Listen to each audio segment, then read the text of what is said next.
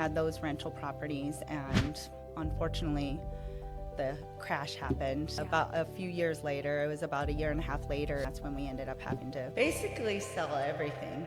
We had to start all over. We had to short sell our primary home. We had to sell the 3 rental properties and just broke even on those, didn't even make money. So that's when I started all over, and that process is what actually got me more into real estate. Hey everyone, welcome back to the show. I'm so excited about today's guest. She is a realtor here in town. She's actually one of our best partners here in town. She's with Signature Real Estate Group, been in the business 17 years. She's on the board of Rebuilding Together of Southern Nevada as well as WCR. What I love best about her is that she's not just doing business, she is also in the business as far as being a landlord as well as a homeowner. And we're going to talk about all things Annie Bushman as well as all things that she's doing with her family. This episode is one you're not going to want to miss. And with that, welcome to the show, Annie. I'm so excited to have you here. Thank you. I'm super excited to be here, Shelley. Yeah. Well, as I was looking through your bio, the thing that caught my attention was that you bought a home at such an early age, 18 years old, right? Yes. So I want to start off there. What really prompted you at 18? Because that's not what everybody thinks about when they graduate from high school, right? Oh, yes, I'm going to be a homeowner. What got you there? What led you to buying a home? So I do want to start a little bit before that. Okay. I did meet my best friend at 12 years old. And on my 13th birthday, he asked me out. Oh. And that is actually still my current husband, Paul. Get out! Oh my gosh, what a great story. Yeah, and we started talking about the future early on. So it just became our thing. We didn't want our kids to grow up the same way we did and, move from house to house. My mom loved to move every 2 years. Okay. So I went to 11 different schools through my 12 years of school. Wow. But we stuck it out, and we ended up moving out. I started college at 16, and then... Okay, superstar there. Okay. Well, it was the high school program that they have at community college, Yeah. where you could go to high school and college at the same time. So I started that at 16. At 17, me and Paul actually moved out and got our own place. We rented an apartment. Okay. And we were there for a year. I graduated in June. July, we got married. And then in December is when we bought our first house. Wow. And that all in that same year.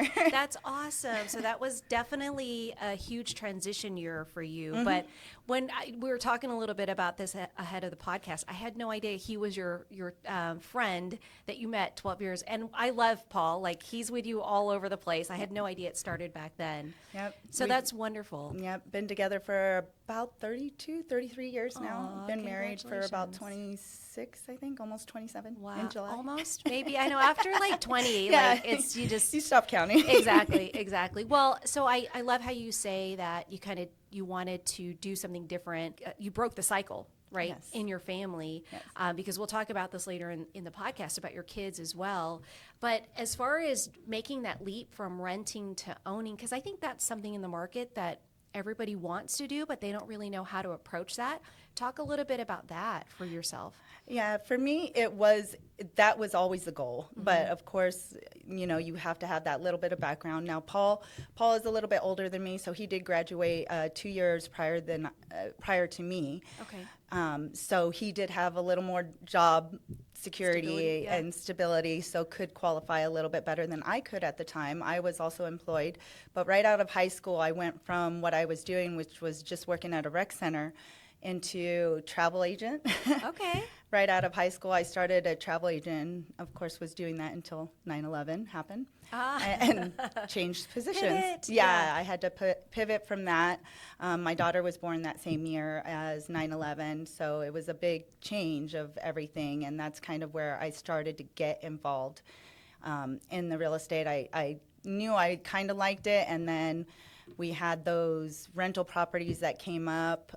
It was just one of those deals we couldn't pass up. Somebody was selling 3 units all together. Oh. They were 3 townhomes. Okay. And they gave us a deal. They were looking for somebody that would help work on the properties, and Paul could do all of that. So That's we awesome. were able to get into the 3 rental properties right away and make that first investment. And that was probably about a year and a half after we got married. Okay. We had those rental properties, and unfortunately, the crash happened. Right around that time. Yeah, about a few years later. It was about a year and a half later is when the crash happened. That's when we ended up having to basically sell everything.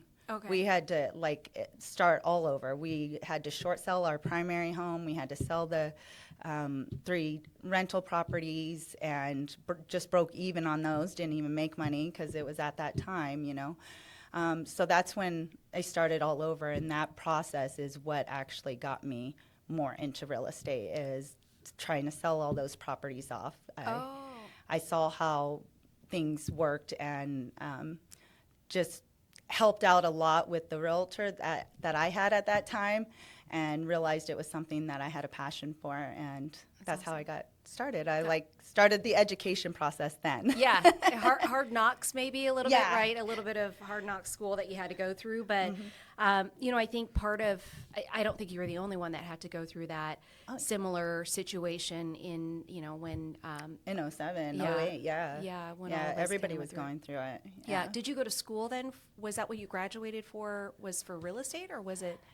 So funny story about that is I actually ended up not graduating because what I was planning to go to school for was social work. And I did job shadowing for 2 weeks and realized I can't do it because I was job shadowing for children and just seeing what they were involved in. I would end up adopting 1 million kids and, all of a sudden that parent disappeared because they were just being so mean. So I just realized it was something that I could not pursue because I would just be overwhelmed and very stressful. And God bless those ones that can do it. You guys are doing amazing work out there. So well, I think to some extent you do that in the real estate industry, right? There's a little bit of, I don't want to call it social work to that aspect, because I definitely do agree that that's a totally different way of handling things. But there are times when with our clients, it's a lot of helping them get through some of the barriers that they might have as well, so that they can achieve the goal of home ownership and all that good stuff. So as far as you being a landlord at such a young age, what was that like? It was definitely trial by error. My philosophy, though, is always it's not a mistake unless you didn't learn from it. You have to be able to learn from your mistakes. If you refuse to learn from it, then that's where the downfall is, and that's when it becomes a mistake. So I don't regret any of it, but there were a lot of things that, now being in the business for over 17 years, I know what I did wrong and how the procedures and setting up procedures. I was a property manager for 7 years, and that taught me a lot, but that had already passed, it was after all, we owned those 3 properties that I became a property manager, and hindsight was after that. Yeah. Okay. And hindsight was oh, that's what I was doing wrong there. When you're younger, right? Yeah. I think a lot of that too, we have, we're a little bit more fearless, and you obviously don't have the experience either, and the maturity level at that point. So what brought you into property managing? So that's where the whole pivot thing happened. When I realized that real estate was something that I wanted to do, I wanted to do it hands-on. Okay. So while I was taking the courses to become a real estate agent, I still had to get a job and help provide for the family. So I went and got an administrative assistant's job at a commercial real estate company. Oh. And I did that for 2 years, and within that 2 years, I finished all the courses, started studying for the exams and stuff like that. And towards the end of 08 is when I actually took the exam, passed the exam, but then that same company decided that they were going to close their doors. Okay. So I had to pivot again and started at a new company, a property management company that was looking for administrative assistants that was licensed. Well, I had just been newly licensed, so they hired me. And within that position, I was at that company from 09 to 2015 and moved from being their administrative assistant to the office manager, then to a certified property manager, and then to the managing broker of that company. So like that's where your broker salesperson yes, came in. Okay. yeah. So that was the broker of that company was my mentor still. Bless him till this day. Like he was so patient with me and just guided me along the way. Like he saw stuff in me that I didn't see. Yeah, so it was awesome.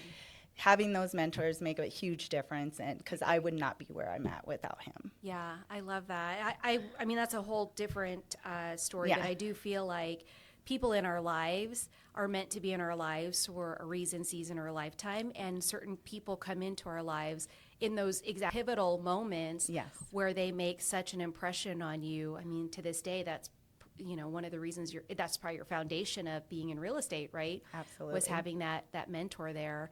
Yeah. Well, so what made you leave him then in your next journey after 2015? So it's the same thing. He was ready to retire. Okay. He no longer wanted to do property management, wanted to sell the business off. He did ask me if I wanted it. At that time, I wasn't ready for that. So he ended up selling the company off, and I helped the transition over, went to that new company for like 3 months just to help with the transition. And then decided I wanted to go full-time sales. Wow. And that's where I found Signature, and I've been with Signature since 2015. That's crazy. So I feel like, because Signature was just open, so you've been there basically since the Yeah, beginning. they were Signature Gallery of Homes when I came on board. Okay. Then, yeah. Okay. And I just followed Brandon because yeah. he's my guy. Yeah, same. We talk about mentors too, Yeah, right? He's yeah. definitely one of those mentors Yeah. in my life as well that, I mean, honestly, 2015 is when Brandon and our partnership started with Prosperity Lending. And so it's been a good ride through the ups and downs, because we saw COVID, obviously, going through that. So really you've been in the real estate just solely as a individual realtor since 2015. Yep, full-time real estate agent since Yeah. 2015. And so what does that No journey side. look like for you? Yeah. Except for my landlord, investment properties. Yeah. So let's talk back. So you own a home and you also have investment properties today as well? Yes. So even though 2008 happened to give you a little bit of PTSD, what brought you back into the market for that? We always knew we wanted to get back into it. I just needed more knowledge. Like I said, being in that property management position and going through all the steps and seeing the procedures and what works. I mean, the brokerage that I was at that time, there was only 2 of us, sometimes 3, but most of the time there was just the 2 of us. And we were managing 385 properties. And those weren't one complex, like they were individual homes, but because we had procedures and processes that everything was a system, like, no, there's no leniency on this. Yeah. So just having that knowledge helped me get that confidence back to get out there and start looking for investments again. And so the first one we did end up getting. So I helped my daughter get into a property, and it ended up being a duplex. So she bought a duplex, and one half of that duplex she of course lives in, and the other half is now an Airbnb, and it's been an Airbnb for 4 years, I think. So helps with that income, and it's fully licensed, so I'm not spilling any beans here. We've got the permit; it's all legal. Yeah. So you manage that for her. I do manage that. Perfect. She definitely helps. She helps clean up. She helps keep the tenants happy and the guests happy. Yeah. But so I managed that for her, and then the next one was we did buy a townhome. And that's just a regular rental. We have a monthly or a yearly rental on that one. Yep. Okay.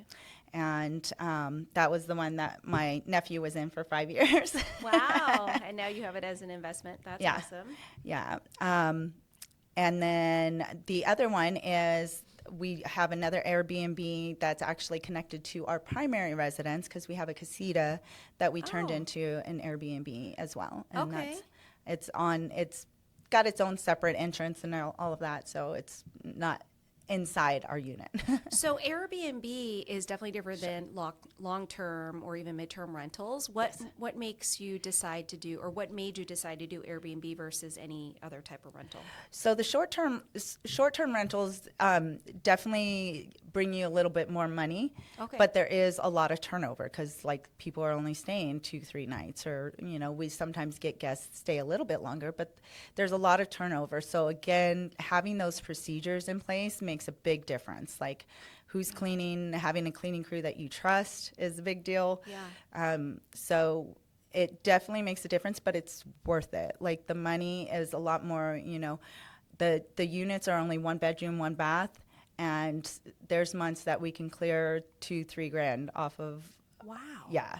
That's amazing. Yeah, And so so- you're advertising like a typical Airbnb. Like I know when I go to now, Airbnb is actually not just on like Airbnb.com or VRBO. Like I've even seen it on some of the travel Yep, websites. Booking.com, Yeah. all of them, and there are several. So like when people use it, it's a common misconception that it's Airbnb, but it's actually a short-term rental. Airbnb is the brand, Yeah. So- You're right. Yeah, you're absolutely right. Short-term rental.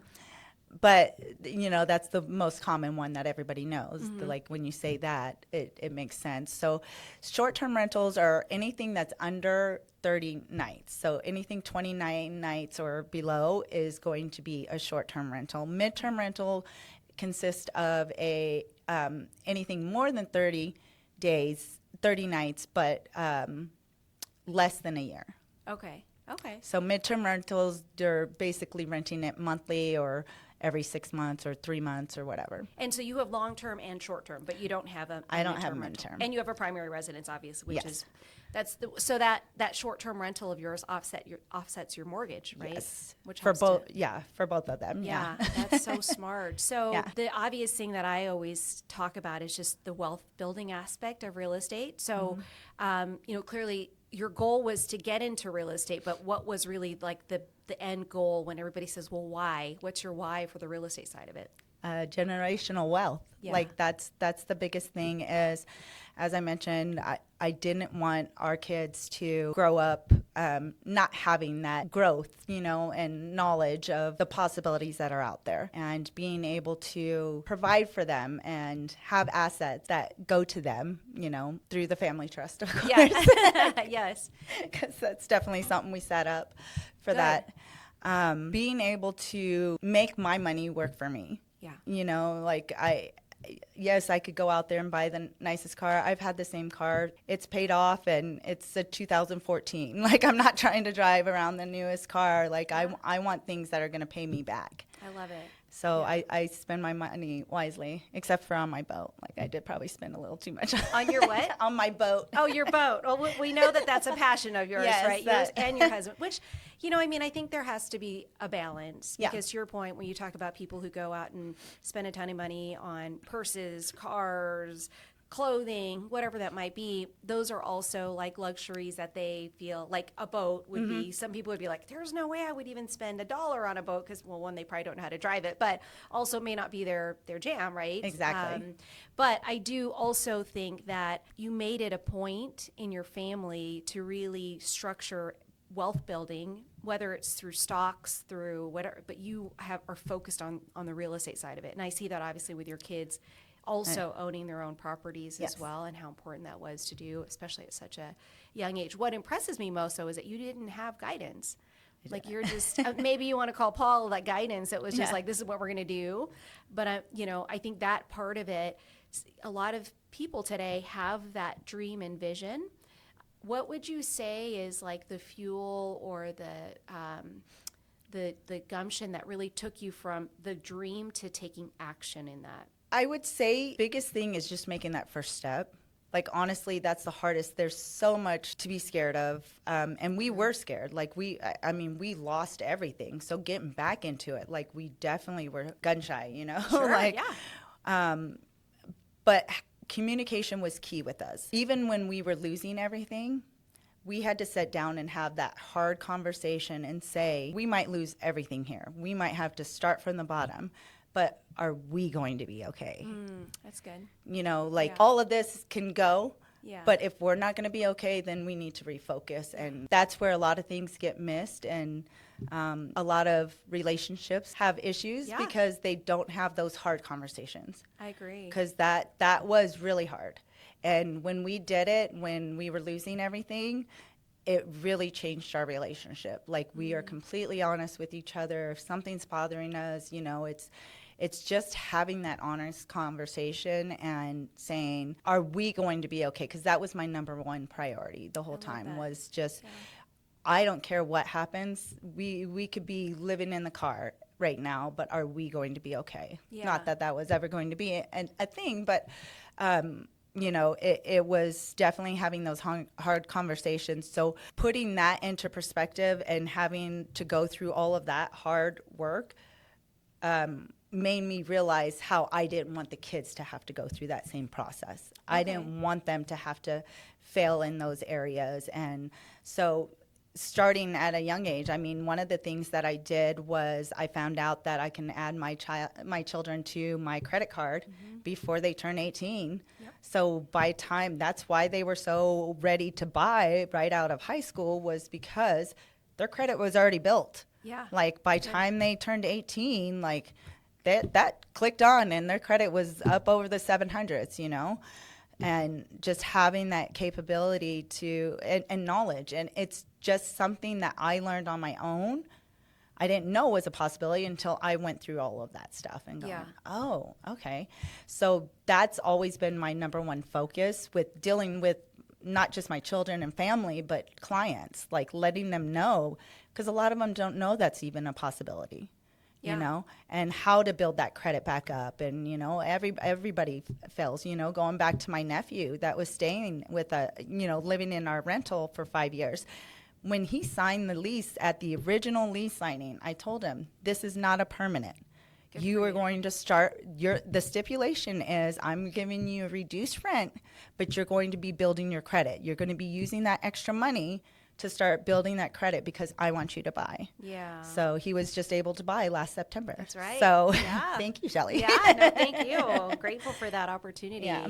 Yeah, and I think that a lot of that, we take that for granted because, you know, same thing for my family. I mean, it was always thought, okay, you're going to buy a house, but we also went through transitions where we were unable to, we moved from home to home as well based on finances and things like that. And it wasn't until I got into the industry that I was like, oh, maybe I should buy a house, you know. And so now, like for my daughter, we're doing, I guess you would call it midterm rental with her because she's in school. In the college, yep. Yeah, and so she understands it, kind of being the landlord on site, so to speak, or tenant on site that is having to kind of manage our tenants. But I think that I feel like we've broken the cycle in our family. Yes. You know, and that for them to understand, because she understands the concept. Well, the people that live with you, you may not like them and love them, or they're not your cool roomies or whatever, but they're paying the mortgage. Yep. And this mortgage will eventually be something that gets paid down, and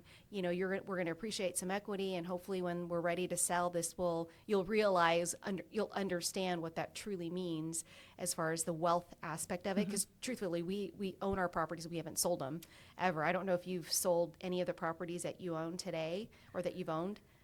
No, just those ones in the beginning. Yeah, in the beginning. Yeah. In 07 when it was all going down. Yeah. So I think that's, you know, I attribute that to just you and who you are. You know, you've definitely been somebody who, I also watch you as you take care of your clients. You're an educator. Like, you want to know how, and when we talk about things, you're like, all right, talk to me about this. So how can I apply this and that?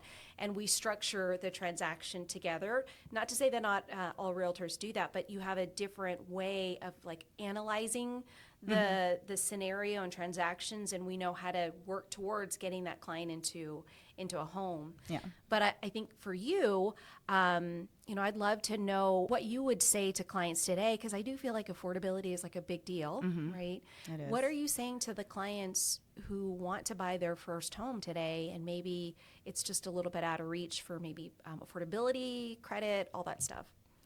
So it's, of course, always case by case because everybody's in a different scenario and different situation. The key is communication again. Like I go back to that communication. I love being a wealth of knowledge. So and not every realtor is like this, I understand, but I want clients to call me even if they're not ready. If this is something you're thinking about doing next year, 5 years from now, but you have questions, I don't want you to be out there without having your questions answered. So I always open that up to everybody. I mean, even going back to my nephew, he just bought that house, but he's already talking to me about like, okay, so what's the plan? If I keep this house for this long, then can I get something else? Like he's already wanting to start build that wealth for his kids. So having that knowledge is key. So ask questions. I hope to be your realtor, but if I'm not, find that realtor that's willing to answer your questions because you don't know what's out there. I have a variety of skills that I've gone through. Like I've gone through life lessons. Life lessons. There you go. Thank you. Yeah. Like that have taught me a lot of things. So I want to help prevent certain things from happening, like having to short sell a property or having to go through those hard times. Not to say I can prevent them all, but it kind of preempts it. Like, how do you handle it if it does come up? And I love having those conversations with my clients and just being that wealth of knowledge and answering their questions when it comes to how do I build that generational wealth? And if they're not ready right now, like my go-to is always, let's see what you qualify for now. Yeah. So I send them to the lender. Yeah. This one. And see, and they're not all going to qualify, but okay, why don't they qualify? Let's figure out a plan. Let's get them on that track. Me and Shelly have been a really good team with teaming up on those people and staying on top of them to like get them to that point, whether it's, just a few things need to be done and we can get it done in a month, or no, this is going to be a longer process. It's 6 months or a year from now, but at least we get them on that track. So asking those questions, and you're not going to know unless you ask. Yeah, I agree with you on that because, there's a statement or thought that you have to put a ton of money down and, even the 3.5% down. We've done several transactions together where we've utilized down payment assistance. You've gotten seller contribution. We've done all sorts of things so that the buyer comes in with just as much as or less or as little as what they put in for renting a home. My son got into his house for $800. Okay, yeah, right. Like less than probably even less than what it would have cost him to pay his monthly rent, right? Yeah. So. And then his mortgage was what, comparable, if not? Unfortunately, he did get in when the rates were pretty high. Okay. So that was a little bit higher, but it was at least his own, and he's building that equity, and it made sense to him because he definitely wouldn't have been able to get into the house that he got into for rent at the same price. Yeah. Well, and I'm seeing a lot of younger generations actually do, it's not next gen really, but they're actually buying and their roommates are moving in with them, right? So instead of them going together, rooming together to buy to move into an apartment, one or all of them are going in to buy the house. Yeah.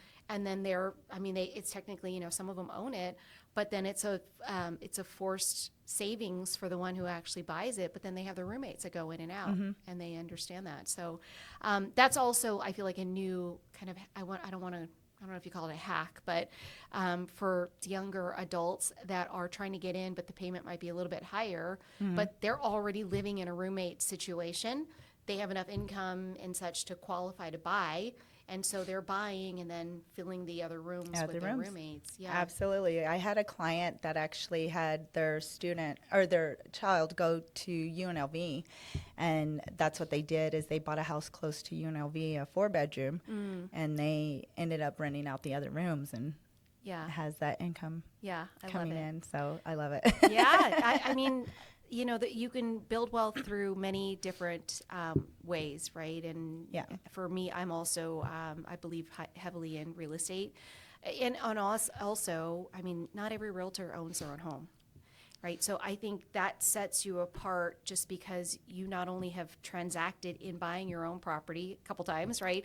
But also because you're an investor and a landlord, you can see through the different lens to see how this impacts whether you're first time home buyer, move up buyer, investor looking to purchase here in Las Vegas. So makes you very unique. I had I was mentoring another agent at one point, and that was one of the conversations that we had. She had never purchased a house, didn't think it was a possibility, and she was doing real estate part-time. She had a full-time job. She was at a casino for a long time, so she had the employment history. Found out her credit was good. I was like, why are you not buying? What's going on? And she goes, I just never thought about it. Well, I started talking to her about the generational wealth and all of that. Nice. And she ended up buying a duplex as well. Wow. Because I was like, you can buy a house or you can get something like this that's like a multi-unit. Yeah. And I feel like you've done more multi-unit transactions or the ADUs that are on property. I didn't know that. I mean, I know that we had like the big fourplexes that are out like by Nellis and such, but I had no idea that there are other just like duplexes throughout the valley. there are. So that to me is news, but I think it's a great opportunity, right? To actually target that. You have a way to actually target just multifamily. Yes. Okay. That comes down to the, not the affordability of it, because these people are like, oh, I can't afford that mortgage. But like when you're looking at, oh, well, there's a duplex, Boulder City, Henderson, Southeast, there's several duplexes throughout the valley that are available. And some of them are a little bit higher in price.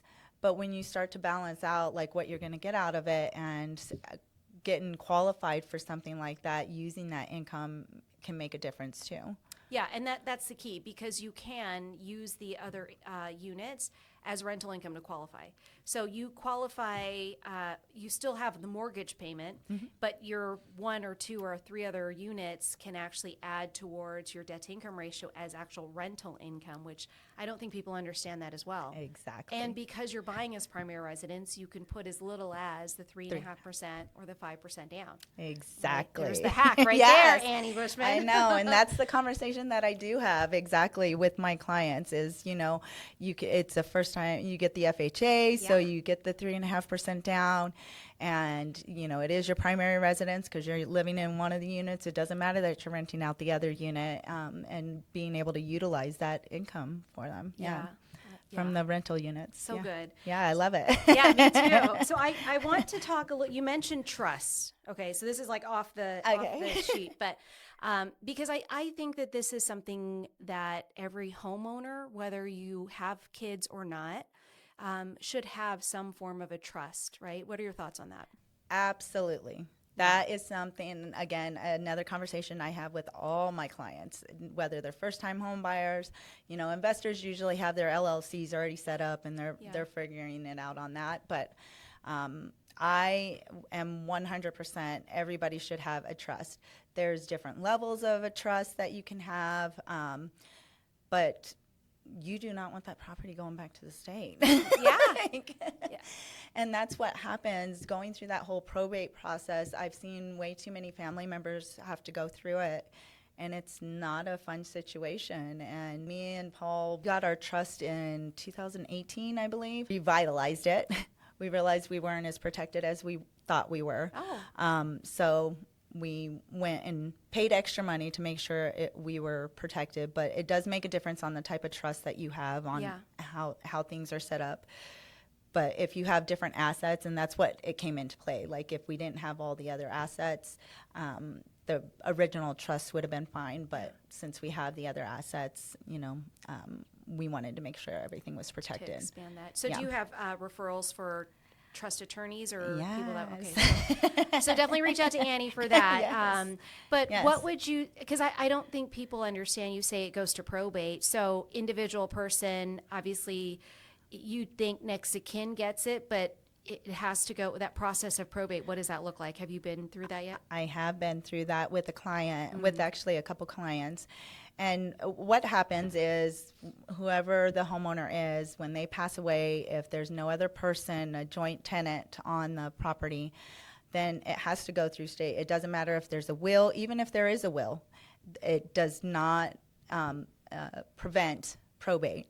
And a lot of people have that misconception. That's right, You know, they think, oh, well, they have a will, it's automatically going to. No, it's still, if it's not in a family trust or a trust, it has to go through probate. That's a requirement. Now, sometimes if there's certain procedures that make it a little bit quicker, but if it's going through probate, it's going to be long, and especially if they're backlogged.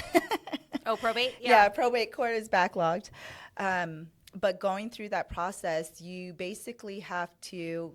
I personally have not been on the side where I'm representing the client for the probate property. I've been on the other side, the buyer trying to buy the probate property.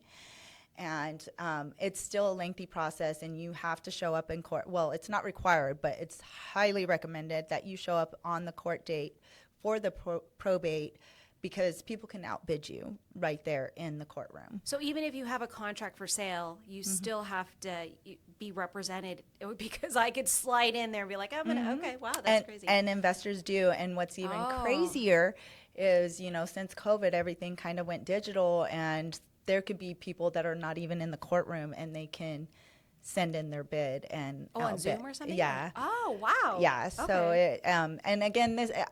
I don't know if procedures have changed. I haven't been there. It's probably been about 2 years since I've done a probate one. Okay. But that's what it was. And luckily, both times, my clients were able to win the property. Good. And it is a big ordeal. We only had one time that it was contest, and there was somebody that was trying to keep the property from being sold, but we were able to push it through. Wow. Yeah, that's definitely something I think. Well, I mean, obviously, there's also a lot of families they're aging now, and so they're saying there's going to be a big transition of wealth, and I don't think parents, like, I know we had to tell my father-in-law, he's 80-ish and gotten sick, you know, and even when he was sick, we're like, what happens after this? He had no trust, nothing. Trust. Yeah. And this is so coming scary. From somebody from you who like should be talking about this to everybody. You just automatically assume people have this or they know what to do, you know, but you definitely need to reach out to people who understand it. Why? Because if some, you know, like you mentioned, probate is not only just a pain, but it's also something that you could potentially lose. You can't just take it for granted that your family member, right? Somebody else can step right in and take the property from you. Take it. Yeah, that's crazy. Yeah, it's definitely an interesting scenario, and I would reach out again. It comes down to having those conversations with clients and just letting them know that's a possibility. You know, I just recently had a conversation with a family member because they were starting to get concerned about that. They didn't know that that was a possibility, that it just goes, oh, well, we have a will, but, you know, having those conversations, and I'm happy to answer any of those questions for you. Perfect. Yeah, we'll put all of your information into the notes and all that good stuff. So I want to transition a little bit into the market today. So as we're filming this, we're about to end Q1 of 2026. How do you feel about the market today? And then I want to know what your projections are for the year. So right now, I am really focused on the buyers getting back out here.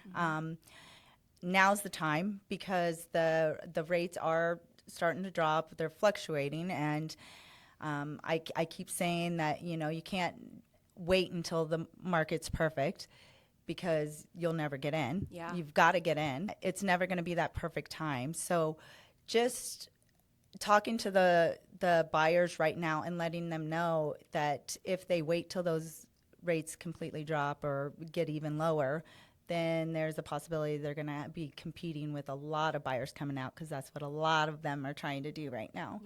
Yeah. And those prices are going to go up on the properties. You know, the demand's low enough right now to where we can get those incentives, but in a few months, if the rates continue to drop, then we are going to be in that competitive thing where we might not be able to ask for those incentives and closing costs and stuff like that. Yeah. What do you think that's what buyers are misunderstanding about the market today, about this window? Yes. That they're not really seeing.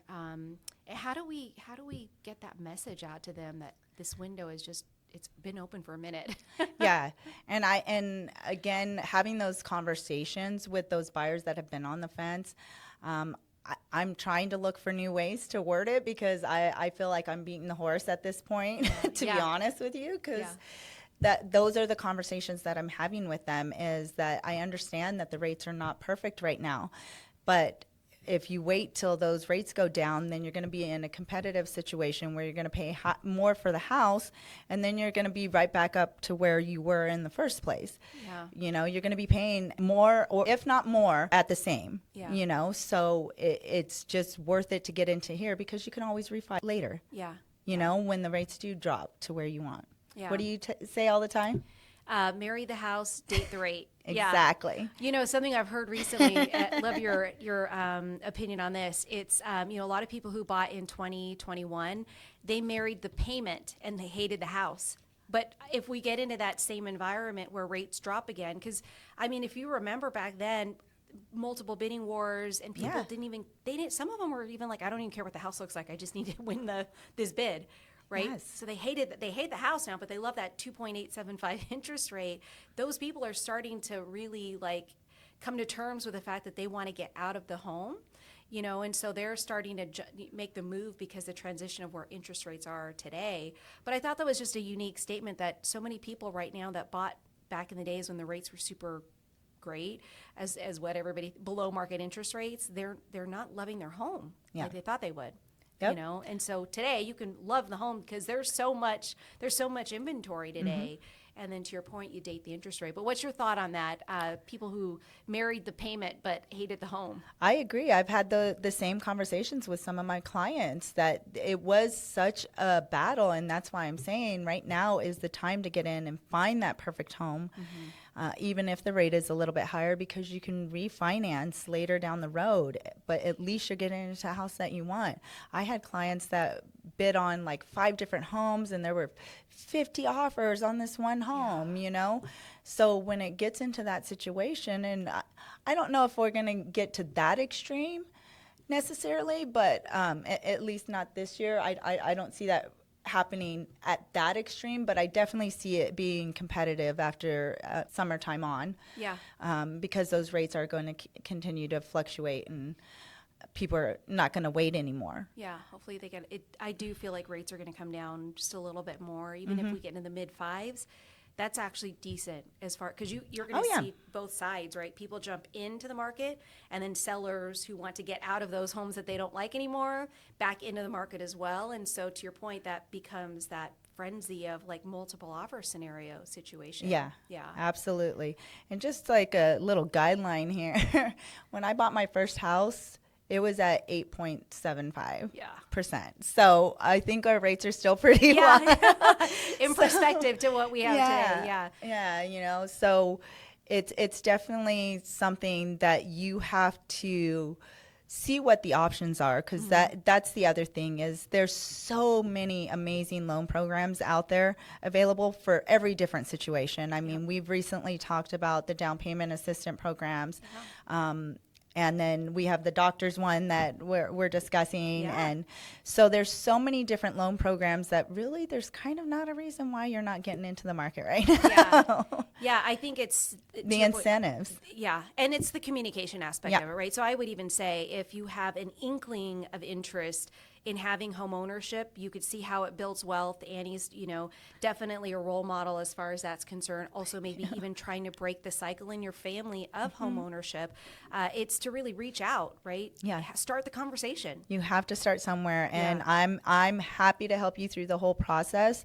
It's more of just getting that first conversation. With me, there are no dumb questions. So don't ever feel like you're insecure about asking a question. You feel like it's dumb. You feel like it's something you should already know. I hate that. Please reach out to me. There's no such thing as a dumb question, especially when it's something as big as purchasing a property. You know, that's one of the biggest purchases you're going to do in your life. And so have all your questions answered. And I'm happy to do that. I love when people reach out to me. A lot of people I've talked to, other realtors, unfortunately, you know, if they're not ready, you know, I don't like to spend too much time. I'm not that agent. I will answer any of your questions that you have.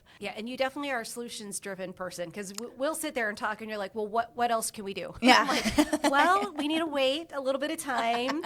Well, how much time? Like, what exactly is the plan? Yeah. Which I love, because it puts our client in the driver's seat to really purchase a home. And it may not be, tomorrow. It may not be 30 days. It could be a year from now. And it's just setting those goals. So I've realized that with all of the clients, and I love working with first-time home buyers because of that, because they have no idea what they actually could do and what they qualify for, and seeing that the ability to purchase a house is even a possibility. Seeing how happy they get when they realize that, hey, this is possible. Like, okay, it's not right now, but hey, if I do this, this, and this. So it's having those checklists for them and going over, okay, this is, you don't qualify now, but I want you to stay on top of this because you are going to be a homeowner. Yeah. And just, this is what we got to do. So giving them a full list, I realize, is like overwhelming to them. So I do tasks. Like I say, I'll ask my lender, Shelly, okay, what are their tasks? Yeah. Okay, well, they need to pay off this credit card. They need to do this.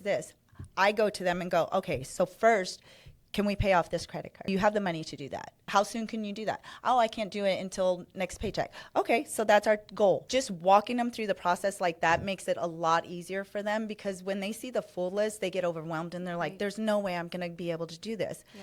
But when I'm there to help them and hold their hand and say, no, you can do this. It's one step at a time. Yeah. So we're gonna get through this and then go on to the next checklist, and just having that communication, like with me and Shelly, even like saying, okay, I've talked to them, this is where we're at with them, this is going to take about this long to get everything situated. No, this is 6 months down the road, so we're going to work on this and I'll stay on top of them. Yeah. I don't know why what resonated to me was Auntie Annie, because yes. you just make me feel like my aunt who's like, okay, I'm going to take you through this journey, but you have to listen to me. Yes. And this is what it's going to be. But you make it super simple. Yes. And make it very easy. I am Auntie Annie, yes. All right. Well, I want to flip gears, because I do think that one thing that we would be remiss if we don't bring this up is how involved you are, not just in the market, but in our real estate community, right? So 3-time 40 under 40 winner, which represented, well, I don't know if it's because of age you're no longer in that, or you can only earn you can only win it 3 times. You can only win it 3 times, and I actually I got into the Hall of Fame when I turned 40. Like, it was right before I turned 40. Nice. So it was like perfect timing. I was like, I got to finish this off this year.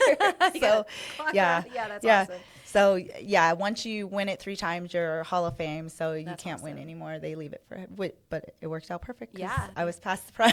Yeah, well, congratulations on that. But you've also been very involved in all the different LVR communities, and most recently we talked about you are serving on the board WCR, Women's Council Realtors, as well as Rebuilding Together Southern Nevada. Yes.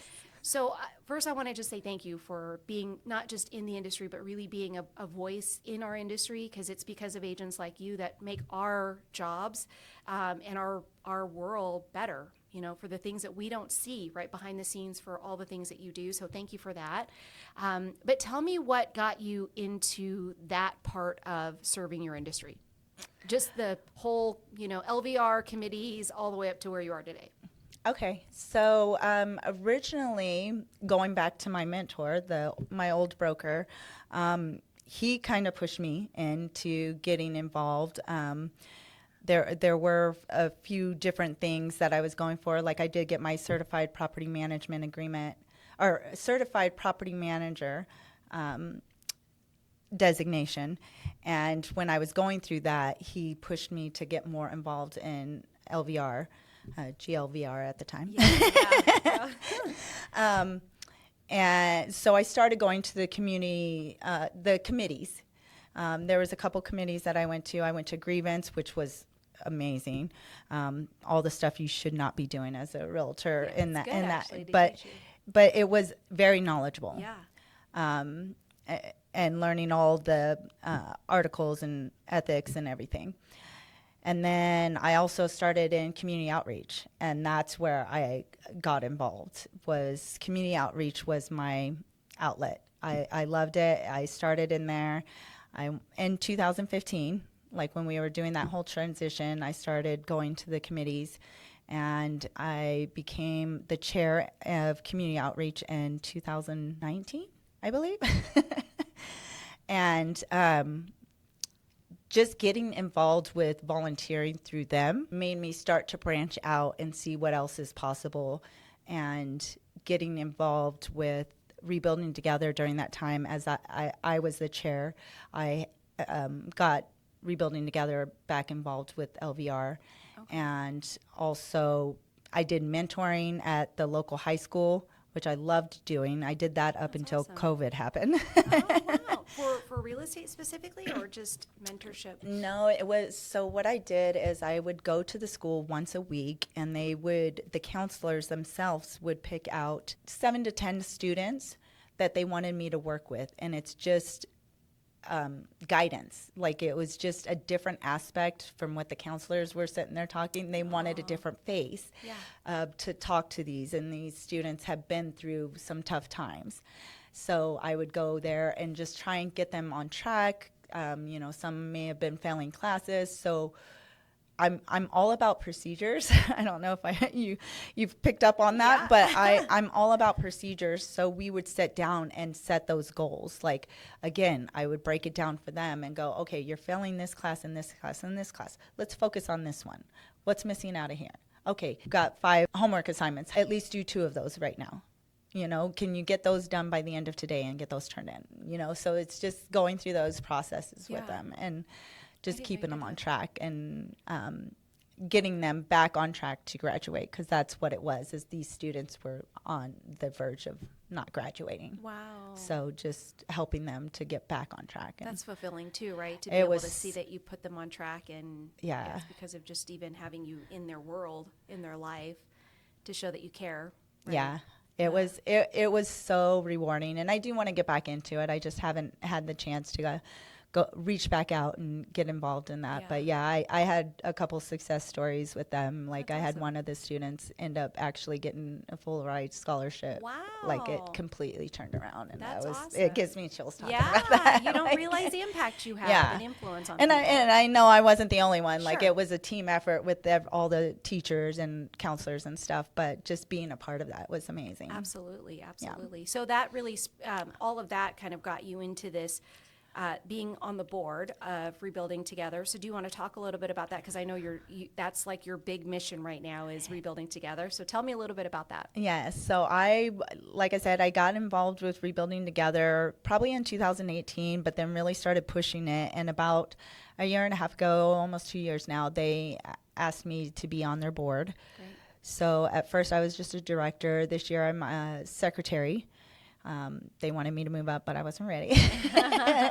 Again, like, I want to be able to give 110%. And to me, I felt like I needed to be in other positions to see the full before I move up. Gotcha. So just being a part of Rebuilding Together Southern Nevada. So what they do is they actually go out to seniors, veterans, or disabled. Sometimes they're all 3. And they do major home repairs for their, whether it's AC, heating, plumbing, electrical, roofing, any of that stuff to get the house safe again for those homeowners. And they do it at no cost to the homeowners. Wow. So they do have qualifications. It is low income, and but they have to be senior, veteran, or disabled.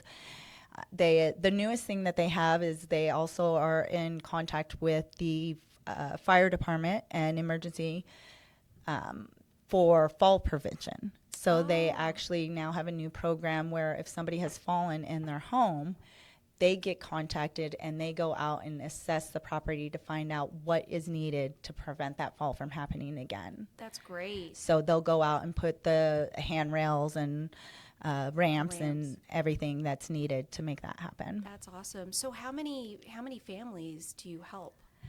Like on a yearly basis? So on a yearly basis, I think the last time we discussed it was definitely over 1,000 a year. Yeah. Wow. Yeah. Okay. Yeah. So there's a lot of stuff, and it's crazy because we're out there a lot and people still don't know about us. Because I think what we did, I thought it was Habitat for Humanity, and you're like, no, this is Rebuilding Together. So because it's similar concept, but But you are, like, we were redoing their home. Habitat is like rebuilt. They build their homes usually, right? Yeah. So we're going out to homes that are already built. These are homeowners. Like Yeah. they've, for whatever, they're on a fixed income. They're, elderly, so they can't take care of the property like they normally can. So rebuilding goes out and does all those major repairs, but then the volunteers go out and actually revitalize the exterior of the property. So that's painting, landscape cleanup, to bring back that pride to the homeowners and, let them see. And it's crazy how it's a trickle effect, because when you're out there volunteering and neighbors come out and they're like, what's going on? What's going on? And you're telling them what's happening. They all of a sudden start cleaning up their yards. Aww. So for me, it was like a win-win situation because, like, not only am I giving back, but I'm also bringing back up this community. Yeah, and, so true. The curb appeal for these communities and that, equity in the home, So it was a no-brainer to me by being a part of this nonprofit, was being able to bring up the homes and help these homeowners out that can't help themselves, unfortunately. Yeah, I love that. So how do people participate or help in this respect? Is it through volunteering? Is it donating? What? Both. Okay, perfect. Good. Yes, I love for both. We actually do have our National Rebuilding Day coming up April 25th. Okay. And we are looking for volunteers and donations. For Women's Council, I've actually been able to combine the two amazing groups that I'm on and do a house for their National Rebuilding Day. Women's Council is sponsoring a house. Great. And we are trying to reach our budget, our sponsorship minimum of donations of $10,000. Awesome. So we are looking for any amount. If you donate over $50, then you're entered into a raffle for prizes after the volunteer day. Okay. And then we're looking for volunteers. So if anybody's interested in doing either of those, I can provide the links. Okay, perfect. So do you want them to just be Reach directed out to me. you? Okay, yeah, Yep, perfect. reach out to me. And that same date is also 4/25 for the WCR? No. Okay. So top 25 is actually April 18th. Oh, sooner. Okay. Yep. April 18th, we are doing top 25 for Women's Council, and that is going to be at Palace Station. And it's midnight in Milan, so it's very fashionista and formal. There's going to be a lot of nice dresses on display. I don't know if I was supposed to say that. That's nice. That event, I'm pretty sure there's still tickets available, but not much. I know we've sold a lot already. Yeah. So definitely, if you're interested in that, you can reach out to me as well. Okay. I'm happy to provide that link. I love that. Well, so if I were a realtor just getting started today, because you jumped into the committees, what would you say would be the first committee that you would tell them, you would encourage them to check out? Well, so I think it depends on your passion, because global is amazing. So if you have interest in international real estate, like, that is an amazing committee to be on. Grievance, I think, actually should be a requirement for every new realtor. Okay, yeah. Like within your first year, because you learn so much of what not to do, Yeah. What's wrong, and how to do things the right way, because you have those discussions in the grievance. Now, I don't know if grievance is open or if it's an appointed committee, but I think it should definitely be something that's on the radar for anybody that's new to the industry. Yeah. And community outreach, if you love volunteering, if you love giving back, then I definitely not miss that one. Okay. Young Professional Networks, YPN, is always a good one as well. They have a lot of fun events throughout the year. There's just so many. So it really depends on, like, what your passion is. And that, I say that with any volunteering that you do. True. Like, how to get involved in volunteering? Well, it depends what your interests are. My interests are giving back to veterans and helping children. So I do, serving our kids, and I do the Las Vegas Rescue Mission, those less fortunate. I like giving back, but they have different pet rescues and stuff that you can get involved in. So it's really dependent on what you're passionate about, because if you don't enjoy doing it, then the people are going to feel that. I said I would volunteer, so here I'm here. So it definitely makes a difference when you're enjoying what you're doing to volunteer. So learning what your passion is. But I have a lot of different volunteer opportunities. So if you're ever questioning where do you start, please reach out to me, because I love having that conversation too. Love it. And you don't have to be a realtor like in some of the stuff this that is you're for volunteering. anybody. Yeah. You've got the plethora of different volunteer opportunities. I do. That's Like, good. if you tell me what you're interested in getting involved in, like the mentoring or the leadership or the whatever, seniors, veterans, disabled, I have so many different outlets of how to volunteer. I just want you to volunteer. There you go. You just have to ask Auntie Annie, and she's going to help give you guide your way. Well, I know we've gone really. I mean, we had a great Off topic. conversation. Yeah, but I think we're to wrap it up. What would be? Is there anything that I missed? I think we hit everything. Yeah. Is there something that's really on your heart that you want to share today that we might have missed? And if not, is there something you want to echo to really encourage, whether it's a realtor or a consumer that's listening to our podcast today, to understand the opportunities that are in front of them and really breaking that cycle so that you can build wealth in real estate? What's on your heart for that? So the one thing I would say is, if you have any inclination of wanting to be a homeowner and you don't think that that's a possibility, please reach out to me. Yeah. I want to have that conversation with you. You never know what's possible. As Shelley knows, I try and make everything possible. You do. You do. So we try and look for all the different ways that can help you. So please reach out. That's going to be the number one step, is reach out. I'm here to answer those questions, help you through the process, even if you're not ready for it yet. I love that. The other thing I would say is, back to the volunteering. I think everybody should be out there volunteering, giving back to the community.